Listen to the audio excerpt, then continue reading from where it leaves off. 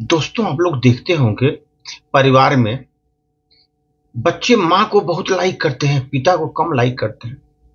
पिता पुत्र में कम बोलचाल रहती है, बातें कम करते हैं। पुत्र पिता से वो लोग बातें कम करते हैं। तो ये पिता पुत्र का जो है सर ना, एक वर्णन छोटी सी कर रहा हूं मैं। ये अपने भारतीय पिता पुत्र की जोड़ी बड़ी कमाल की जोड़ी होती है, बहुत कमाल की जोड़ी होती है। दुनिया में किसी भी संबंध में अगर सबसे कम बोलचाल है तो है पिता और पुत्र में। कम से कम बोलचाल है वो है केवल पिता और पुत्र के जोड़ी में। घर के दोनों अनजान होते हैं, एक दूसरे को बहुत कम बात करते हैं, कोशिश भर एक दूसरे को पर्याप्त दूरी बनाए रखते हैं। बस ऐसा समझो कि दुश्मनी नहीं होती, दूरी बनाए रखते। माहौल कभी कभी छोटी सी बात पर खराब होने का डर सा बना रहता। इन दिनों दोनों नजदीकियों पर माँ की पैनी नजर बनी रहती है। दोनों बाप पुत्र बात कर रहे हैं ना, तो माँ की पैनी नजर लगी रहती है, हमेशा बनी रहती है। जब लड़का अपनी जवानी पार करके अगले पड़ाव पर चढ़ता है तो वहां इशारों से बात होने लगती है, या फिर बीच में मध्यस्थता माँ निभाती है। पिता अक्सर पुत्र की माँ से कहता है उससे कह देना, और पुत्र अक्सर अपनी माँ से कहता है पापा से पूछ लेना। ये दोनों धुरियों के बीच माँ घूमती रहती है सर, दोनों धुरियों के बीच माँ घूमती रहती है। जब एक एक कहीं होता है दूसरा वहां नहीं होता, कोशिश करता है वहां नहीं रहने का। शायद पिता पुत्र नजदीकी से डरते हैं, जबकि वो नजदीकी का नहीं है, डर नहीं है, डर माहौल बिगड़ने का है, डर है माहौल बिगड़ने का। भारतीय पिता शायद ही अपने बेटे को कभी कहा हो, बेटा मैं तुमसे बेहतना प्यार करता हूं, बहुत प्यार करता हूं। शायद कोई पिता ने अपने बेटे से कहा होगा, जबकि वो प्यार तो बहुत करता है अपने पुत्र से, लेकिन कहता नहीं मैं बहुत प्यार करता हूं।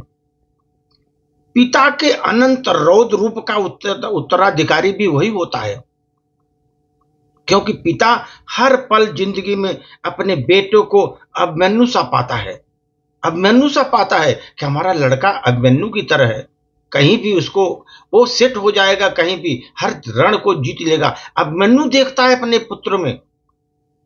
पिता समझता है कि इसे संभालना होगा, इसे मजबूत बनाना होगा, ताकि जिम्मेदारियों का बोझ इसको कहीं जीवन में दबा न दे, जिम्मेदारियों का बोझ इसको जीवन में कहीं दबा न दे। पिता वही सोचता है। फिर पिता सोचता है अगर मैं चला जाऊं, मान लो इसकी मां भी चली गई, बेटियां अपने घर चली जाएंगी, तो ये रह जाएगा सिर्फ जिसे हर एक दम पर परिवार के लिए, छोटे भाई बहन के लिए, आजीविका के लिए, बहू के लिए, अपने बच्चों के लिए चुनौतियों से, सामाजिक जटिलताओं से उसे हर बार लड़ना पड़ेगा। लड़के को हर जटिलताओं से लड़ना पड़ेगा। पिता जानता है कि हर बात घर पर नहीं बताई जा सकती, वो जानता है हर बात घर में नहीं बता सकती, इसलिए खामोशी से अपने गम को छुपाए रखता है, गम को छुपाए रखता है। परिवार और बच्चों के विरुद्ध खड़ी एक विशालकाय मुसीबत को अपने हौसले से दूर करता है। कितना भी विशालकाय अगर मुसीबत आ गई, अपना हौसले से पिता उसको दूर करता है। कभी कभी तो खुद जरूरतों और ख्वाहिशों का वध करना होता है, इसलिए वह पुत्र प्रेम प्रदर्शित नहीं करता, क्योंकि वहां ख्वाहिशों का वध करना पड़ता है। उसकी ख्वाहिशें दबाएंगे नहीं तो और भी बढ़ती जाएंगी, इसलिए वो अपने को पुत्र प्रेम में प्रदर्शित नहीं करता कि ख्वाहिशें उसको दबा दी जाती हैं, ऐसा मत करो, ऐसा करने की जरूरत नहीं है। पिता जानता है कि प्रेम कमजोर बनाएगा, अगर हम लड़के से ज्यादा प्रेम करूंगा वो कमजोर बनता जाएगा। फिर कई बार उसका प्रेम झल्लाहट, गुस्सा बनकर निकलता है। पिता का गुस्सा बनकर के जल्लाद बनकर निकलता है। सर, गुस्सा अपने बेटे की कमियों के लिए नहीं होता, वह जल्लाहट करता है जल्द निकलते समय के लिए। वो जानता है उसकी मौजूदगी में अनिश्चितता को कि कभी पिता जा सकता है। पिता चाहता है कि ऐसा कहीं न हो कि हमारा अभिमन्यु कहीं हार जाए। मेरे द्वारा दी गई कम शिक्षा के कारण ये कहीं हार जाए, पराजय का सामना करना पड़े। पिता चाहता है कि पुत्र जल्द से जल्द सब सीख ले और वो गलतियां करने बंद कर दे। हालांकि गलतियां होना तो एक मानवीय गुण है सर, लेकिन वह चाहता है उसका बेटा सिर्फ गलतियों का सबक लेना सीख ले, ये गलतियां जो हो रही उससे सबक लेना सीख ले। सामाजिक जीवन में बहुत उतार चढ़ाव आते हैं सर, बहुत उतार चढ़ाव आते हैं। रिश्ते निभाना भी उसको सीखना है लड़के को। फिर वो समय आ जाता है जब पिता और बेटे दोनों अपनी बढ़ती उम्र के एहसास होने लगता है। पिता बुढ़ा होने लगता है, पुत्र जवान होने लगता है। बेटा अब केवल बेटा ही नहीं, वो तो पिता बन चुका है। वो बेटा ही नहीं रह गया, वो पिता बन चुका है।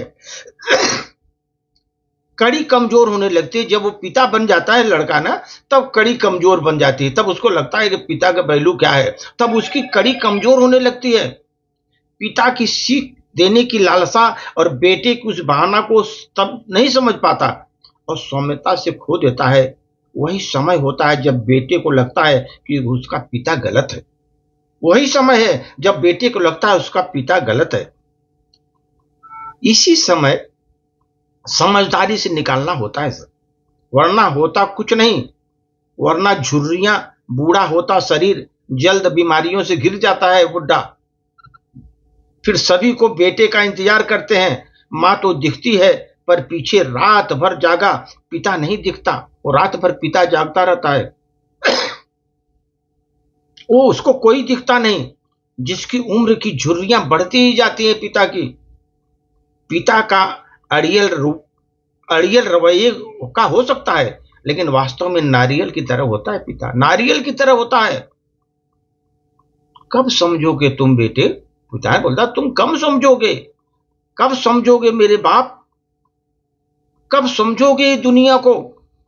पता है क्या होता है, आखिरी मुलाकात में जब जिन हाथों की उंगलियां पकड़कर पिता चलना सिखाया था, वही हाथ लकड़ी के ढेर के पड़े पिता को लकड़ियों से ढकते हैं उसको, फिर घी भिगोते हैं, जलाते हैं उसे। वो पिता ऋण से मुक्त हो जाते हैं। होता है, होता रहा है, होता चला जाएगा सदियों तक। ये नहीं हो रहा है जो हो सकता है कि ये है कि जल्द से जल्द कहना शुरू कर दें हम आपस में कितना प्यार करते हैं, और कुछ नहीं तो कम से कम घर में मुस्कुरा करके बातचीत को की जा सकती है सम्मान पूर्वक। फिर समय निकलने के बाद पश्चाताप करना पड़ता है कि अरे भाई मेरे पिता बड़े महान थे। उस समय पश्चाताप करना पड़ता है, मेरे पिता बड़े महान थे, बड़े गौरवशाली थे, मेरे आदर्श थे, मेरे संस्कार, मेरा स्वाभिमान, मेरा अस्तित्व।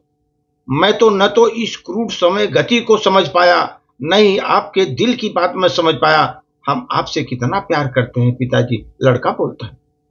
दोस्तों, पिता बिना घर का क्या है हाल, पिता बिना घर क्या है, इसका अनुभव करना हो अगर आपको, सिर्फ एक दिन बिना अंगूठे के, बिना सिर्फ अंगुलियों से सारे काम करके देखो। आप अंगूठा निकाल दो, अंगूठा रख दो, अंगूठे के यूज मत करो और अंगुलियों को से काम लो, देखो सारे काम करके देखो। उसी समय पिता की कीमत समझ में आती है। पिता अंगूठा होता है, अगर उसको साइड करके रखो, अंगुलियों से काम करके एक दिन देखो तो उसकी वैल्यू समझ में आएगी आपको कि पिता की वैल्यू क्या होती है। इसीलिए दोस्तों, पिता की कीमत तभी समझ में आएगी। 4 दिन भी कोई भी दूसरा निभा नहीं पाएगा, पिता की जगह 4 दिन भी दूसरा कोई निभा नहीं पाएगा।